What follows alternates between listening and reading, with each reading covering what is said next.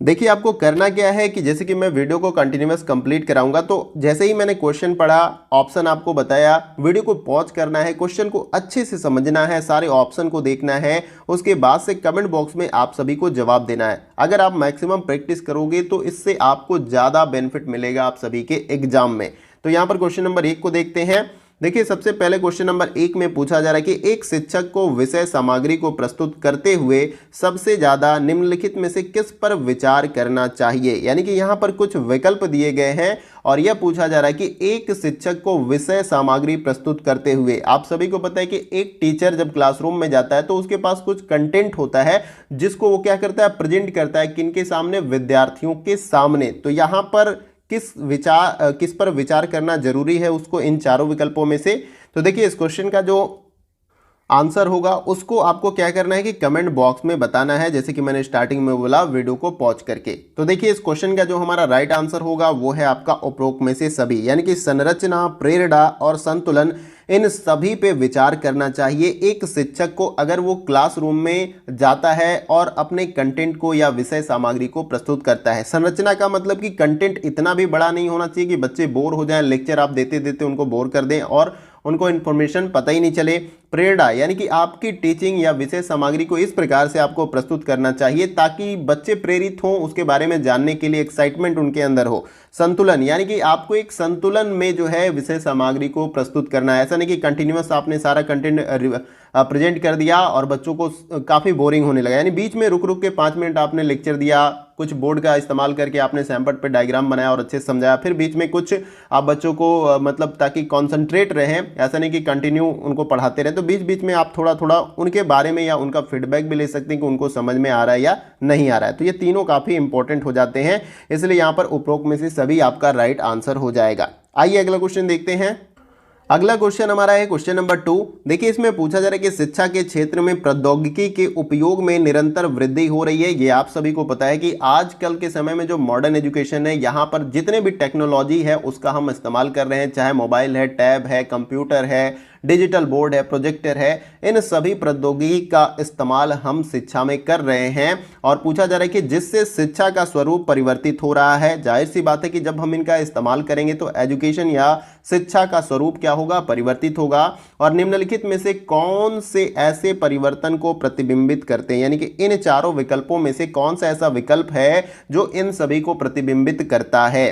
पहला ऑप्शन है शिक्षार्थी उन्मुख, बी ऑप्शन है शिक्षक उन्मुख और सी ऑप्शन है ए और बी और डी ऑप्शन है उपरोक्त में से कोई नहीं। तो सही आंसर क्या है कमेंट बॉक्स में बताने का प्रयास करें।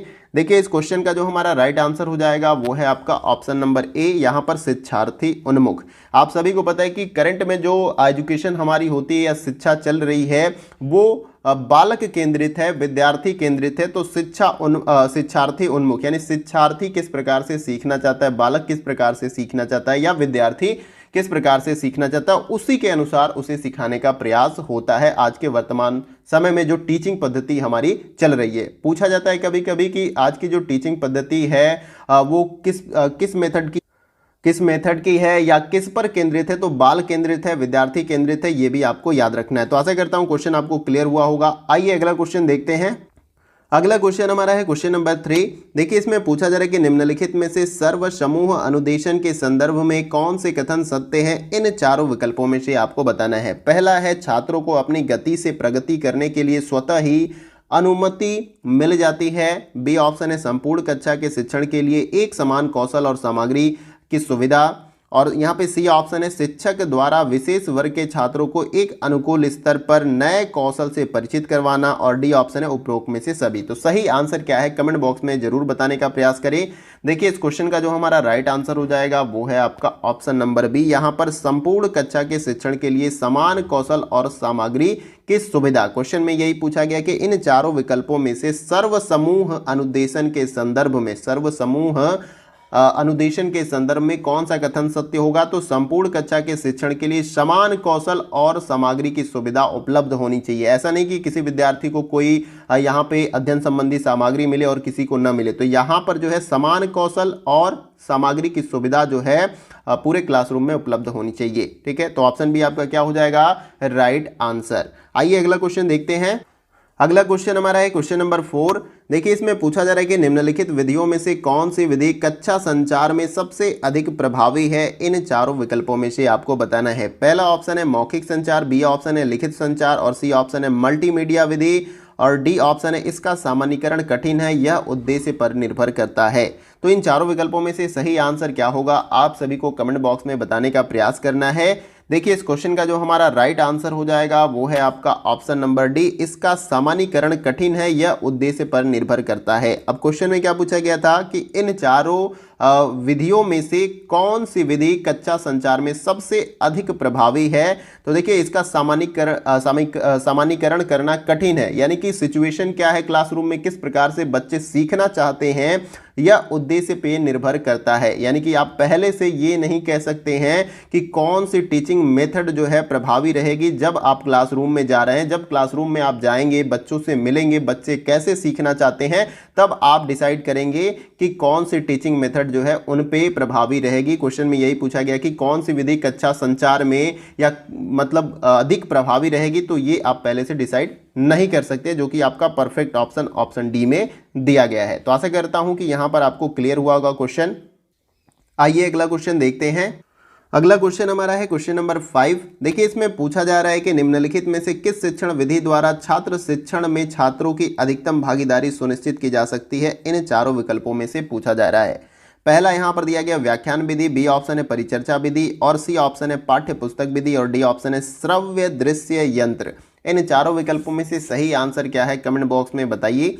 देखिए इस क्वेश्चन का जो हमारा राइट आंसर हो जाएगा वो है आपका ऑप्शन नंबर बी, यहां पर परिचर्चा विधि। क्वेश्चन में क्या पूछा गया कि इन चारों विकल्पों में से किस शिक्षण विधि द्वारा छात्र शिक्षण में छात्रों की अधिकतम भागीदारी सुनिश्चित की जा सकती है। यानी परिचर्चा विधि में यानी कि सभी को बोलने का मौका मिलता है जब डिस्कशन होता है, तो इसमें जो है छात्र शिक्षण में छात्रों की अधिकतम भागीदारी सुनिश्चित की जा सकती है। किसमें, परिचर्चा विधि में, ये आपको याद रखना है। आइए अगला क्वेश्चन देखते हैं।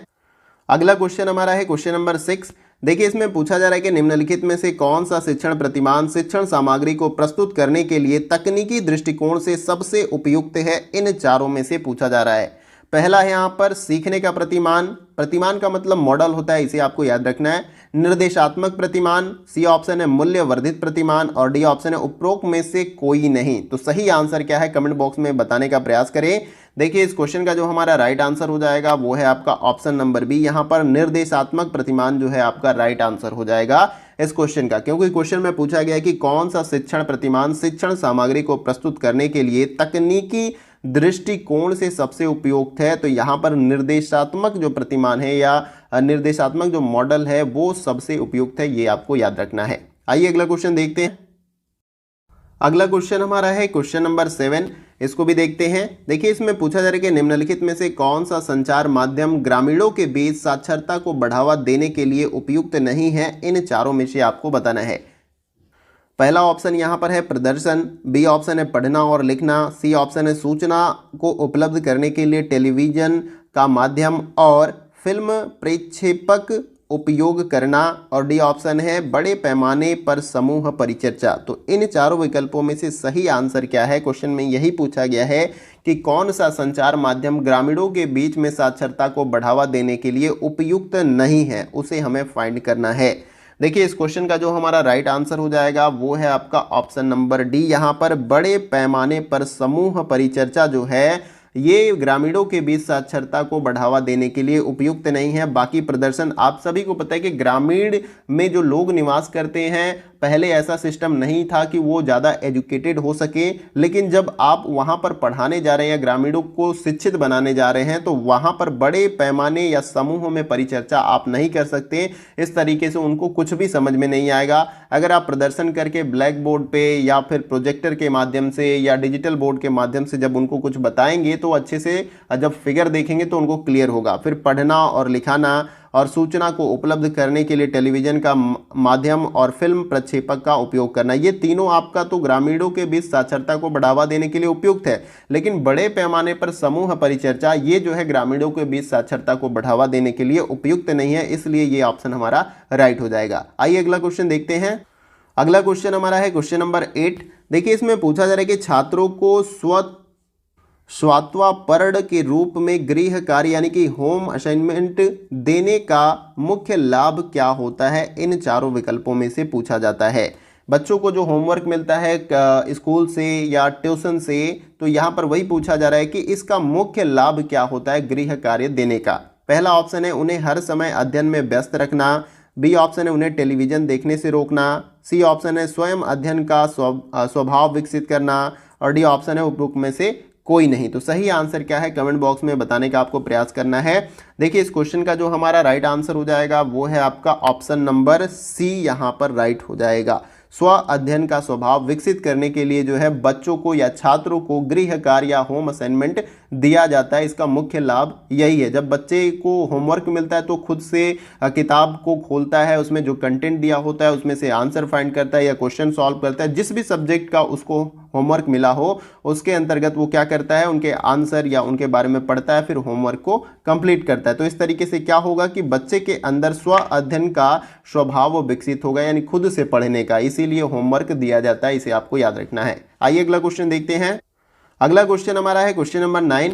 देखिए इसमें पूछा जा रहा है कि शिक्षक शिक्षण सहायक सामग्री का उपयोग सीखने की विधि को बनाने के लिए करता है। क्या मतलब यहाँ पर बनाने के लिए शिक्षक जो है करता है। पहला जो ऑप्शन है सरल बनाने के लिए करता है, यहाँ पे सी ऑप्शन ऊपर टाइप है भावपूर्ण बनाने के लिए करता है, बी ऑप्शन है यहाँ पर अधिक ज्ञानपूर्ण बनाने के लिए करता है, डी ऑप्शन है रोचक बनाने के लिए करता है। तो शिक्षक शिक्षण सहायक सामग्री का उपयोग सीखने की विधि को किस प्रकार का बनाने के लिए यहाँ पर करता है, सरल, भावपूर्ण, अधिक ज्ञानपूर्ण या रोचक, इसके बारे में आपको राइट आंसर कमेंट बॉक्स में बताना है। तो देखिए इस क्वेश्चन का जो हमारा राइट आंसर हो जाएगा ऑप्शन नंबर ए आपका राइट आंसर हो जाएगा, सरल बनाने के लिए करता है। शिक्षक शिक्षण सहायक सामग्री का उपयोग सीखने के विधि को जो है सरल बनाने के लिए करता है, इसे आपको याद रखना है। आइए अगला क्वेश्चन देखते हैं। अगला क्वेश्चन हमारा है क्वेश्चन नंबर 10। देखिए इसमें पूछा जा रहा है कि निम्नलिखित में से कौन सी एक शिक्षण सहायक है सामग्री है, यहां पर याद रखिएगा सहायक सामग्री है। ठीक है, क्वेश्चन में यही पूछा गया कि निम्नलिखित में से कौन सी एक शिक्षण सहायक सामग्री है इन चारों विकल्पों में से। पहला है एलसीडी प्रोजेक्टर, बी है ग्रीन बोर्ड और सी है टेप रिकॉर्डर और डी ऑप्शन है उपरोक्त में से सभी। तो सही आंसर क्या है आप सभी को कमेंट बॉक्स में बताना है। तो देखिए यहाँ पर जो राइट आंसर हो जाएगा वो है आपका ऑप्शन नंबर डी, यहाँ पर क्या हो जाएगा राइट आंसर, उपरोक्त में से सभी। यानी एलसीडी प्रोजेक्टर भी क्या है आपका शिक्षण सहायक सामग्री है। आप सभी को पता है कि वर्तमान में डिजिटल बोर्ड का हम इस्तेमाल करते हैं, वहाँ पे न चाक की आवश्यकता है ना डस्टर की, वो सब कुछ है फॉर्मेट, लेकिन वो सॉफ्टवेयर के माध्यम से सारा कुछ इंस्टॉल है। वो हाथ में चौक नहीं लगता है, ना डस्टर टच होता है, बस हम बोर्ड को टच करते हैं तो सारा चीज़ जो भी हमने लिखा होता है बोर्ड पे वो इरेज हो जाता है। ठीक है, तो इससे भी आपको याद रखना है। और दूसरा है ग्रीन बोर्ड। ग्रीन बोर्ड क्या होता है, ग्रीन वहाँ पे पर्दा होता है और उस पर जो है कोई भी चीज़ जो है जब हम डिस्प्ले पे कंप्यूटर के सहायता से ग्रीन जो आपका पर्दा होता है उस पर शो होता है, चाहे जो भी आप डायग्राम बना रहे हैं या कुछ भी टेक्स्ट लिख रहे हैं, तो ग्रीन बोर्ड यहाँ पर है। और उसके बाद से टेप रिकॉर्डर, ये तीनों जो है शिक्षण सहायक सामग्री है, इसलिए यहाँ पर उपरोक्त में से सभी क्या हो जाएगा राइट आंसर। तो आशा करता हूँ कि आपको क्वेश्चन क्लियर हुआ होगा। आइए अगला क्वेश्चन देखते हैं। अगला क्वेश्चन हमारा है क्वेश्चन नंबर 11। देखिए इसमें पूछा जा रहा है कि शिक्षक दृश्य सहायक सामग्री का उपयोग शिक्षण को क्या बनाने के लिए करता है, इन चारों विकल्पों में से आपको बताना है। पहला है रुचिकर बनाने के लिए करता है, बी अनिवारक बनाने के लिए करता है, सी तीव्र बनाने के लिए या जटिल बनाने के लिए करता है। तो आशा करता हूं कि इस क्वेश्चन का आंसर आप सभी जो है राइट जो है कमेंट बॉक्स में बताएंगे। देखिए इस क्वेश्चन का जो हमारा राइट आंसर हो जाएगा वो है आपका ऑप्शन नंबर ए रुचिकर बनाने के लिए। आप सभी को पता है कि शिक्षक दृश्य सहायक सामग्री का उपयोग शिक्षण को रुचिकर बनाने के लिए करता है। आप सभी को पता है कि अगर क्लासरूम में कोई टीचर है और मैक्सिमम टेक्स्ट या लेक्चर दे रहा है या टेक्स्ट के रूप में बोर्ड पे लिख रहा है और कोई भी डायग्राम और पिक्चर का इस्तेमाल नहीं कर रहा है, तो बच्चों का इंटरेस्ट जो है पढ़ने में कम हो जाता है। जब वहां पर टीचर पिक्चर्स, इमेज, डायग्राम का इस्तेमाल करता है तो बच्चे क्या करते हैं, इंटरेस्ट लेते हैं, रुचिकर हो जाता है, क्योंकि कंटेंट और अध्ययन करने में उनको काफी इंटरेस्ट आता है। इसीलिए यहां पर आपका रुचिकर क्या है राइट आंसर हो जाएगा। आइए अगला क्वेश्चन देखते हैं। अगला क्वेश्चन हमारा है क्वेश्चन नंबर 12। देखिए इसमें पूछा जा रहा है कि परियोजना एक अधिगम के लिए विधि है, निम्नलिखित में से कौन सा कथन इसके बारे में सत्य नहीं है, इन चारों विकल्पों में से आपको बताना है। पहला है यहाँ पर यह एक उद्देश्यपूर्ण गतिविधि है, बी ऑप्शन यहाँ पर है कि यह सामाजिक वातावरण में होती है, सी ऑप्शन है यह जीवन की वास्तविक स्थितियों में होती है, और डी ऑप्शन है यह शिक्षक केंद्रित गतिविधि है। तो अब इन चारों विकल्पों में से आपको राइट आंसर कमेंट बॉक्स में बताना है। क्वेश्चन में यही पूछा गया कि परियोजना एक अधिगम के लिए विधि है, यहाँ पर निम्नलिखित में से कौन सा कथन इसके बारे में सत्य नहीं है। सत्य नहीं है पूछा जा रहा है, सत्य है ये नहीं पूछा जा रहा है। इसमें काफ़ी विद्यार्थी कंफ्यूज हो जाते हैं और क्वेश्चन को गलत कर देते हैं। तो यहाँ पर पहले आपको देखना है कि क्वेश्चन में क्या पूछा जा रहा है। देखिए इस क्वेश्चन का जो हमारा राइट आंसर हो जाएगा वो है आपका ऑप्शन नंबर डी। यहाँ पर यह शिक्षक केंद्रित गतिविधि है। तो देखिए यहाँ पर जो है ये आपका क्या हो जाएगा कि परियोजना एक अधिगम के लिए विधि है, लेकिन यह शिक्षक केंद्रित गतिविधि नहीं है, इसे आपको याद रखना है। देखिए परियोजना, किसी भी कार्य को करने से पहले हम क्या करते हैं, प्लानिंग करते हैं, परियोजना बनाते हैं कि ऐसे ऐसे हम कार्य को करेंगे तो ये कंप्लीट हो जाएगा। तो इसके संदर्भ में अधिगम विधि तो है, लेकिन इसके संदर्भ में यह एक उद्देश्यपूर्ण गतिविधि है। यानी कि हम प्लानिंग करते हैं, परियोजना बनाते हैं, उसके पीछे कोई उद्देश्य होता है, ब्रिज बनाना है, बिल्डिंग बनाना है, ठीक है। प्लानिंग करते हैं हम अपने लाइफ के बारे में कि कैसे कैसे हमको अपने आगे के टारगेट को अचीव करना है, तो उसके लिए पहले प्लानिंग करना होगा। बी है यह सामाजिक वातावरण में होती है, ये भी आपका इसके अंतर्गत सही हो जाएगा। और यह जीवन की वास्तविक स्थितियों में होती है। तो ये तीनों जो है आपका परियोजना एक अधिगम विधि के अंतर्गत सही है, लेकिन यह शिक्षक केंद्रित गतिविधि है, ये पूरी तरीके से गलत है। ये शिक्षक केंद्रित नहीं होगा, ये बाल केंद्रित कह सकते हैं कि हो जाएगा। तो यहाँ पर डी ऑप्शन इस क्वेश्चन का राइट आंसर है। आइए अगला क्वेश्चन देखते हैं। अगला क्वेश्चन हमारा है क्वेश्चन नंबर 13। देखिए इसमें पूछा जा रहा है कि प्रसारण सामग्री का उपयोग किया जाता है किस लिए। यहाँ पर इन चारों विकल्पों में से आपको बताना है। पहला है कि बेहतर एकाग्रता और सीखने के लिए, बी ऑप्शन है अधिकतर लोगों तक पहुंचने के लिए, सी ऑप्शन है पढ़ाए जाने वाले विषयों को बेहतर धारण शक्ति के लिए, और डी ऑप्शन है उपरोक्त में से सभी। तो आपको बताना है कि प्रसारण सामग्री का उपयोग किस लिए किया जाता है इन चारों में से। देखिए इस क्वेश्चन का जो हमारा राइट आंसर हो जाएगा वो है आपका ऑप्शन नंबर डी, उपरोक्त में से सभी। प्रसारण सामग्री का उपयोग जो है बेहतर एकाग्रता और सीखने के लिए किया जाता है, इसके साथ ही साथ अधिकतर लोगों तक पहुंचने के लिए किया जाता है, और पढ़ाए जाने वाले विषयों को बेहतर धारण शक्ति के लिए किया जाता है यहाँ पर प्रसारण सामग्री का। अब देखिए पहले को मैं अच्छे से डिफाइन कर देता हूँ कि बेहतर एकाग्रता, जब देखते हैं कि आप कोई वीडियो देखते हैं या कोई लाइव प्रसारण चलता है तो आप बहुत ही कॉन्सेंट्रेट होकर जो भी कुछ बताया जाता है उस लाइव प्रसारण में उसको आप देखते हैं, तो ये सीखने के लिए काफ़ी इंपॉर्टेंट है। और दूसरा है कि अधिकतर लोगों तक पहुंचने के लिए, जब आप प्रसारण के माध्यम से कोई भी इंफॉर्मेशन हो, सूचना हो, वीडियो हो, चलचित्र हो, फिल्म हो, उनको जब आप टीवी चैनल के माध्यम से प्रसारित करते हैं तो बहुत लोगों तक वो कंटेंट पहुंचता है और बहुत लोग उसे देखते हैं। तो यहाँ पर अधिकतर लोगों तक पहुंचने के लिए जो है इसका उपयोग किया जाता है। और अगला पॉइंट है कि पढ़ाए जाने वाले विषयों की बेहतर धारणा शक्ति के लिए भी जो है यहाँ पर प्रसारण सामग्री का उपयोग होता है। तो आशा करता हूँ क्वेश्चन आपको क्लियर होगा, बट यहाँ पर ऑप्शन डी आपका राइट आंसर हो जाएगा, इसे आपको याद रखना है, यानी कि ये तीनों सही है। आइए अगला क्वेश्चन देखते हैं। अगला क्वेश्चन हमारा है क्वेश्चन नंबर 14। देखिए इसमें पूछा जा रहा है कि निम्नलिखित में से कौन सा लाभ ओवरहेड प्रोजेक्टर से संबंधित है, इन चारों में से आपको बताना है। पहला है अपेक्षाकृत कम खर्चीला होना, बी ऑप्शन है ओवरहेड पारदर्शिता को अपेक्षाकृत तीव्रता से बनाया जाना, और यहाँ पर सी ऑप्शन है कि कक्षण गतिविधि के दौरान शिक्षकों को पारदर्शी बनाना, और यहाँ पर नेक्स्ट आपका इसी में ये है सारा कुछ, ठीक है, सीट पर लिखने का विकल्प प्रस्तुत करता है। यहाँ पर पूरा ये आपका ऑप्शन सी में है कि कक्षण गतिविधि के दौरान शिक्षकों को पारदर्शी सीट पर लिखने का विकल्प प्रस्तुत करता है, और डी ऑप्शन है उपरोक्त में से सभी। तो सही आंसर क्या है कमेंट बॉक्स में आपको बताना है। तो देखिए इस क्वेश्चन का जो हमारा राइट आंसर हो जाएगा वो है आपका ऑप्शन नंबर डी। यहाँ पर क्या हो जाएगा राइट आंसर, उपरोक्त में से सभी। देखिए ओवरहेड प्रोजेक्टर से जो है अपेक्षाकृत कम खर्चीला होता है, यानी कि इसमें आपको बहुत बड़ा डिजिटल बोर्ड भी आपको इस्तेमाल नहीं करना होता है। यह एक प्रकार का प्रोजेक्टर होता है, एक प्रतिबिंब बनता है आपके सामने, जो भी आपने एक बोर्ड नुमा आपने पर्दा लगाया या वाइट आपका वॉल है तो उस पर जो भी है आपका प्रोजेक्टर के माध्यम से कंटेंट रिप्रेजेंट होता है। और देखिए यहाँ पर सेकंड जो है कि ओवरहेड पारदर्शिता को अपेक्षाकृत तीव्रता से बनाया जाना, ये भी जो है ओवरहेड प्रोजेक्टर के अंतर्गत संबंधित है आपका। और कक्षण गतिविधि के दौरान शिक्षकों को पारदर्शी सीट पर लिखने का विकल्प प्रस्तुत करता है, यानी कि जब इस प्रोजेक्टर से जब इस पे कोई प्रतिबिंब आपका बनता है, जो भी कंटेंट डायग्राम, तो इस पे आप लिख भी सकते हैं। ऐसा नहीं कि प्रोजेक्टर जब चल रहा है कोई भी कंटेंट जो रिप्रेजेंट हो रहा है आपके बोर्ड पे तो आप उस पर लिख नहीं सकते, लिख सकते हैं, ठीक है। इसलिए उपरोक्त में से सभी हमारा क्या हो जाएगा राइट आंसर। अब ये ओवरहेड प्रोजेक्टर इसको क्यों बोलते हैं, क्योंकि शिक्षक के ये सर के ऊपर से, जैसे मान लीजिए कि शिक्षक है, यहाँ पर एक शिक्षक है, यहाँ पर मैं डायग्राम में बनाने की कोशिश कर रहा हूँ, ठीक है, और उसके ऊपर ये आपका लगा है प्रोजेक्टर, ठीक है, और यहाँ पर आपका बोर्ड है, तो इसके सर के ऊपर से जो है ये सारा कुछ शो होता है, इसलिए इसको ओवरहेड प्रोजेक्टर कहा जाता है।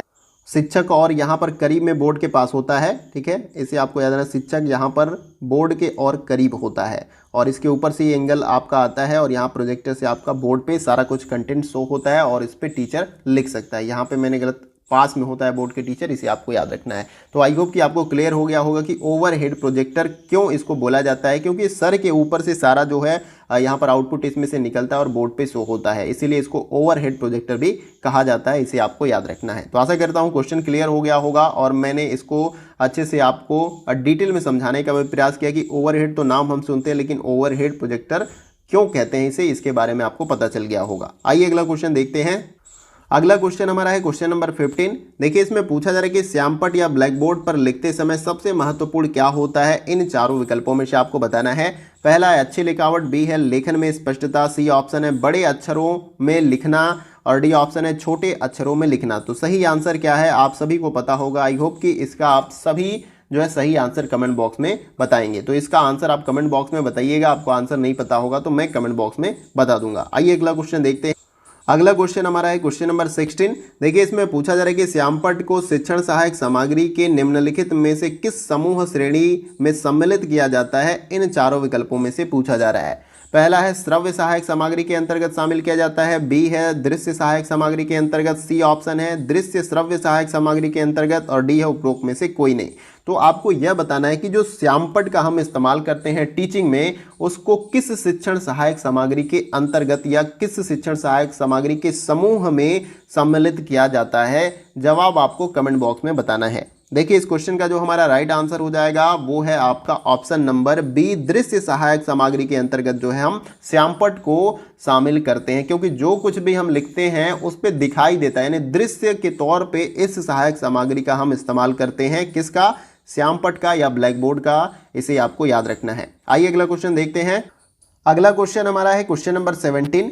देखिए इसमें पूछा जा रहा है कि निम्नलिखित में से कौन सा विकल्प शिक्षण कौशल से संबंधित है, इन चारों विकल्पों में से आपको बताना है। पहला है श्यामपट्ट लेखन, बी ऑप्शन है प्रश्नों का समाधान करना, सी ऑप्शन है प्रश्न पूछना और डी ऑप्शन है उपरोक्त में से सभी। तो इन चारों में से सही आंसर क्या है कमेंट बॉक्स में आपको बताना है। तो देखिए इस क्वेश्चन का जो हमारा राइट आंसर हो जाएगा वो है आपका ऑप्शन नंबर डी, यहाँ पर सही हो जाएगा उपरोक्त में से सभी। निम्नलिखित में से कौन सा विकल्प शिक्षण कौशल से संबंधित है। देखिए श्यामपट्ट पे लिखना भी जो है शिक्षण कौशल से संबंधित है। अगर आप अच्छे से कंटेंट को लिख नहीं पाएंगे तो भी यहाँ पर प्रॉब्लम हो सकती है। बी जो है यहाँ पर प्रश्नों का समाधान, यानी कोई क्वेश्चन है तो उसका समाधान भी ये शिक्षण कौशल के अंतर्गत आता है। प्रश्न पूछना ये भी शिक्षण कौशल के अंतर्गत आता है, इसीलिए यहाँ पर ऑप्शन डी हमारा राइट आंसर हो जाएगा। तो आप इस तरीके से क्वेश्चन को छोटा देख के आप ये न समझे कि ये क्वेश्चन नहीं आपके पेपर में आएगा। मैंने आपको 2020 का क्वेश्चन पेपर सॉल्व कराया है कई सारे शिफ्टों का, तो आप देख सकते हैं कि टीचिंग एप्टीट्यूड से या शिक्षण अभिवृत्ति से इस प्रकार के क्वेश्चन पूछे गए हैं आप सभी से। तो ऐसा नहीं आपको समझना है कि इस प्रकार के प्रश्न आपके एग्जाम में नहीं आएंगे। आइए अब अगला क्वेश्चन देखते हैं। देखिए अगला क्वेश्चन हमारा है क्वेश्चन नंबर 18। इसमें पूछा जा रहा है कि निम्नलिखित कथन पर विचार करिए। तो यहाँ पर 2 लाइन का आप देख सकते हैं कि स्टेटमेंट दिया गया, इसे पढ़ना है और इस पर विचार करना है, फिर उसके बाद से इन चारों में से राइट आंसर हमें बताने का प्रयास करना है। देखिए बताया जा रहा है यहाँ पर कथन में कि कक्षा शिक्षण में सही निर्देश माध्यम का चुनाव न कर पाना शिक्षार्थियों में कक्षा से अनुपस्थिति और पलायन करने की प्रवृत्ति को बढ़ावा देता है। अब आपको यहाँ पर बताना है कि निम्नलिखित में से इसका उपयुक्त उत्तर कौन सा होगा इन चारों में से। पहला है सहमत है, बी अनिश्चित है, सी है असहमत है, डी ऑप्शन है उपरोक्त में से कोई नहीं। आप सभी को पता है कि वर्तमान में जो शिक्षण जो है वो किस प्रकार से बाल केंद्रित है। तो अब बालक कैसे सीखना चाह रहा है, विद्यार्थी कैसे सीखना चाह रहा है, उसके अनुसार अगर आप जब नहीं पढ़ाएंगे तो यहाँ पर कक्षा में या क्लासरूम में अनुपस्थिति आपको देखने को मिलेगी बच्चों की, यानी बच्चे इंटरेस्ट नहीं लेंगे तो क्लास बंक करेंगे। और यहाँ पर यही बताया गया कि कक्षा शिक्षण में सही निर्देश माध्यम का चुनाव नहीं कर पाना शिक्षार्थियों में कक्षा से अनुपस्थिति और पलायन करने की प्रवृत्ति को बढ़ावा देता है। ठीक है, तो जब तक उनको इंटरेस्ट नहीं आएगा, किसी भी कंटेंट को इंटरेस्टिंग करके आप नहीं बताओगे, तो वो क्या करेंगे कि आपके क्लास को बंक करेंगे, अनुपस्थित रहेंगे और पलायन की प्रवृत्ति को यहाँ पर बढ़ावा देता है आपका, जब आप सही निर्देश माध्यम का चुनाव नहीं कर पाते हैं कक्षा शिक्षण के अंतर्गत। तो आशा करता हूं कि आपको आंसर भी यहां पर क्लियर हो रहा होगा। सहमत हैं आप इस सभी बात से? क्या है, सहमत हैं? ये जरूरी है कि आप कक्षा शिक्षण में सही निर्देश माध्यम का चुनाव करें, तभी बच्चों की अनुपस्थिति क्लासरूम में बनी रहेगी। अगर आप बेहतर चुनाव नहीं कर पा रहे हैं तो इस स्थिति में शिक्षार्थी क्या करेंगे, आपकी क्लास को बंक करेंगे, अनुपस्थित रहेंगे, पलायन करेंगे, यानी कि क्लास को नहीं करेंगे, छोड़ देंगे। ठीक है, इसको बढ़ावा देता है। तो यहां पर हम इस बात से सहमत है, इसलिए ये हमारा राइट आंसर ऑप्शन ये हो जाएगा। आइए अगला क्वेश्चन देखते हैं। अगला क्वेश्चन हमारा है क्वेश्चन नंबर 19। देखिए इसमें पूछा जा रहा है कि निम्नलिखित में से शैक्षणिक कंप्यूटर का मुख्य कार्य क्या होता है, इन चारों में से कि शैक्षणिक कंप्यूटर का मुख्य कार्य क्या है। पहला है उत्तरों की गणना करना, बी ऑप्शन है जानकारी को रक्षित करना, सी ऑप्शन है आंकड़ों का विश्लेषण करना, डी ऑप्शन है उपरोक्त में से सभी। तो सही आंसर क्या है कमेंट बॉक्स में आपको बताने का प्रयास करना है। देखिए इस क्वेश्चन का जो हमारा राइट आंसर हो जाएगा वो है आपका ऑप्शन नंबर डी, उपरोक्त में से सभी। देखिए आप सभी को पता है कि कंप्यूटर क्या है, एक संगणक मशीन है, तो उत्तर की गणना करना कंप्यूटर का मुख्य कार्य है, यहां से आपको क्लियर है। जानकारी को रक्षित करना, आप सभी को पता है कि कंप्यूटर के अंदर जो इंटरनल डिवाइस होती है जिसमें आप डेटा स्टोर करते हैं, तो इसमें क्या होती है, जानकारी को आप रक्षित करते हैं यानी कि रखते हैं, तो ये भी आपका कंप्यूटर का मुख्य कार्य है। और आंकड़ों का विश्लेषण करना, यानी कि इन डेटा का कंप्यूटर क्या करता है, विश्लेषण करता है, ये भी कंप्यूटर का मुख्य कार्य है। इसलिए ऑप्शन डी हमारा क्या है, राइट आंसर है, इसे आपको याद रखना है। आइए अब अगला क्वेश्चन देखते हैं। अगला क्वेश्चन हमारा है क्वेश्चन नंबर 20। देखिए इसमें पूछा जा रहा है कि कंप्यूटर आधारित शिक्षण मॉडल को किसके द्वारा विकसित किया गया। इन चारों में से आपको बताना है, चार नाम दिए गए हैं और पूछा जा रहा है कि कंप्यूटर आधारित शिक्षण मॉडल को इन चारों में से किनके द्वारा विकसित किया गया है। पहला है गिलबर्ट महोदय के द्वारा, बी ऑप्शन है स्टो लुरोव और डेविस के द्वारा, और सी ऑप्शन है रॉबर्ट गैगने के द्वारा, और डी ऑप्शन है मकनर के द्वारा। इन चारों में से सही आंसर क्या है आपको बताना है। देखिए इस क्वेश्चन का जो हमारा राइट आंसर हो जाएगा वो है आपका ऑप्शन नंबर बी, स्टो लुरोव और डेविस के द्वारा जो है कंप्यूटर आधारित शिक्षण मॉडल को यहां पर विकसित किया गया, ये आपको याद रखना है। आइए अगला क्वेश्चन देखते हैं। अगला क्वेश्चन हमारा है क्वेश्चन नंबर 21। देखिए इसमें पूछा जा रहा है कि छात्रों को समूह शिक्षण से मुख्य रूप से क्या अपेक्षा होती है। इन चारों विकल्पों में से आपको बताना है कि छात्रों को समूह शिक्षण से मुख्य रूप से क्या अपेक्षा होती है। पहला है समूह से प्रशंसा प्राप्त करना, बी है कार्य को समान रूप से वितरित करना, और सी है यहाँ पर व्यक्तिगत दृष्टिकोण को अपेक्षित करना, और डी ऑप्शन है अन्य छात्रों को समूह का सदस्य बनने के लिए प्रेरित करना। तो इसमें से सही आंसर क्या है आपको कमेंट बॉक्स में बताना है। तो देखिए इस क्वेश्चन का जो हमारा राइट आंसर हो जाएगा वो है आपका ऑप्शन नंबर डी, यहाँ पर अन्य छात्रों को समूह का सदस्य बनने के लिए प्रेरित करना जो है, यहाँ पर छात्रों को समूह शिक्षण के मुख्य रूप से क्या अपेक्षा करते हैं कि वो अन्य छात्रों को समूह का सदस्य बनाने के लिए प्रेरित कर पाएं। क्वेश्चन में यही पूछा गया था कि छात्रों को समूह शिक्षण से मुख्य रूप से क्या अपेक्षा होती है, क्या उम्मीद होती है। तो देखिए उम्मीद यह होती है कि वो अन्य छात्रों को समूह का सदस्य बनाने के लिए प्रेरित करें, ये आपका राइट आंसर हो जाएगा। तो आशा करता हूं कि आप सभी ने कमेंट बॉक्स में राइट आंसर इस क्वेश्चन का बताया होगा। आइए अगला क्वेश्चन देखते हैं। अगला क्वेश्चन हमारा है क्वेश्चन नंबर 22। देखिए इसमें पूछा जा रहा है कि निम्नलिखित में से कौन सा क्षेत्र बड़े समूह, छोटे समूह और व्यक्तिगत शिक्षण विधियों को आपस में जोड़ता है। इन चारों में से आपको बताना है। पहला है समूह चर्चा, बी है विभेदित अनुदेशन, सी है विचार मंथन, डी ऑप्शन है उपरोक्त में से कोई नहीं। तो सही आंसर क्या है आप सभी को कमेंट बॉक्स में बताना है।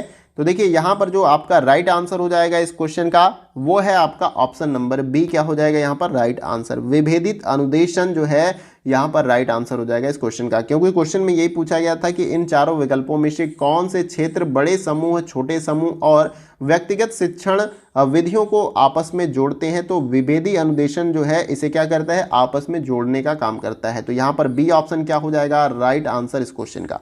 आइए अगला क्वेश्चन देखते हैं। अगला क्वेश्चन हमारा है क्वेश्चन नंबर 23। देखिए इसमें पूछा जा रहा है कि निम्नलिखित में से शिक्षण विधियों का कौन सा संयोजन शिक्षार्थी केंद्रित प्रतिमान को प्रोत्साहित करने के लिए सबसे अधिक उपयोगी है। इन चारों में से पूछा जा रहा है। पहला जो ऑप्शन है व्यक्तिगत अनुदेशन और व्याख्यान विधि, बी है सतत अनुकरण और प्रदर्शन विधि, सी ऑप्शन है व्याख्यान विधि और परीक्षण विधि, और डी ऑप्शन है प्रोजेक्टर विधि और प्रत्यक्ष अनुभव विधि। तो इन चारों में से आपको सही आंसर बताना है कि शिक्षार्थी केंद्रित प्रतिमान को प्रोत्साहित करने के लिए सबसे अधिक उपयोगी कौन सी शिक्षण विधि इन चारों विकल्पों में से आपको लग रहा है। कमेंट बॉक्स में इसका जवाब बताना है। देखिए इस क्वेश्चन का जो हमारा राइट आंसर हो जाएगा वो है आपका ऑप्शन नंबर डी, प्रोजेक्ट विधि और प्रत्यक्ष अनुभव विधि। ये जो है आपका शिक्षार्थी केंद्रित प्रतिमान को प्रोत्साहित करने में सबसे अधिक उपयोगी है। यानी कि विद्यार्थी जो है किसी भी चीज़ के बारे में आप बता रहे हैं तो उसको प्रत्यक्ष अनुभव कर पा रहा है, तो ये आपका शिक्षार्थी केंद्रित हो जाएगा। और प्रोजेक्ट विधि यानी कि आप उन्हें प्रोजेक्ट दे रहे हैं कुछ वर्क करने के लिए, तो ये सभी क्या होता है शिक्षार्थी केंद्रित यहाँ पर शिक्षण विधि के अंतर्गत ये सब आता है। तो इसलिए हमारा यहाँ पर ऑप्शन डी क्या हो जाएगा, राइट आंसर। आशा करता हूँ कि आप सभी ने इस क्वेश्चन का आंसर राइट बताया होगा कमेंट बॉक्स में। आइए अगला क्वेश्चन देखते हैं। अगला क्वेश्चन हमारा है क्वेश्चन नंबर 24। देखिए इसमें पूछा जा रहा है कि शिक्षण की परियोजना विधि की सीमा कौन सी है, इन चारों विकल्पों में से आपको बताना है। पहला है यह शिक्षार्थी केंद्रित विधि है, बी है शिक्षार्थियों का व्यवहारिक अनुभव प्राप्त करना, सी ऑप्शन है शिक्षार्थियों का उचित रूप से अधीक्षण न कर पाना, और डी ऑप्शन है उपरोक्त में से कोई भी आंसर यहाँ पर सही नहीं है। तो सही आंसर आपको कमेंट बॉक्स में बताने का प्रयास करना है। तो देखिए इस क्वेश्चन का जो हमारा राइट आंसर हो जाएगा वो है आपका ऑप्शन नंबर सी, यहाँ पर शिक्षार्थियों का उचित रूप से अधीक्षण न कर पाना, ये जो है शिक्षण की परियोजना विधि की जो है सीमा होती है, ये आपको याद रखना है। क्वेश्चन में क्या पूछा गया था कि शिक्षण की परियोजना विधि की सीमा कौन सी है, तो शिक्षार्थियों का उचित रूप से अधीक्षण न कर पाना ये परियोजना विधि की एक सीमा होती है, जहां पर बच्चे इस मेथड से जो है अधीक्षण का मतलब शिक्षा ग्रहण नहीं कर पाते या सीख नहीं पाते, तो ये परियोजना विधि की क्या होती है, सीमा है। यहाँ पर ऑप्शन सी राइट आंसर हो जाएगा इस क्वेश्चन का। आइए अगला क्वेश्चन देखते हैं। अगला क्वेश्चन हमारा है क्वेश्चन नंबर 25 और ये वीडियो का हमारा लास्ट क्वेश्चन होगा। जैसा कि मैंने स्टार्टिंग में ही आपको बताया था कि इस वीडियो के अंतर्गत हम लोग पेपर 1 में टीचिंग एप्टीट्यूड या शिक्षण अभिवृत्ति से 25 प्रैक्टिस सेट इंपॉर्टेंट क्वेश्चन को कवर करेंगे। आइए इस क्वेश्चन को देख लेते हैं। देखिए इस क्वेश्चन में पूछा गया कि निम्नलिखित में से अनुमानी या ह्यूरिस्टिक दृष्टिकोण किस पर आधारित होती है, इन चारों विकल्पों में से आपको बताना है। पहला है कंठस्थ करना, बी है गृह कार्य, सी है जिज्ञासु होने की भावना से प्रेरित होना, और डी ऑप्शन है उपरोक्त में से कोई नहीं। तो सही आंसर क्या है आपको बताना है कमेंट बॉक्स में। देखिए इस क्वेश्चन का जो हमारा राइट आंसर हो जाएगा वो है आपका ऑप्शन नंबर सी, जिज्ञासु होने की भावना से प्रेरित होना। ये जो है अनुमानी या ह्यूरिस्टिक दृष्टिकोण किस पर आधारित है, तो ये जो है जिज्ञासु होने की भावना से प्रेरित होना पर पूरी तरीके से आपका अनुमानी या ह्यूरिस्टिक दृष्टिकोण आधारित है, इसे आपको याद रखना है। तो यहाँ पर मैंने आपको आज के इस वीडियो में 25 इंपॉर्टेंट क्वेश्चन जो है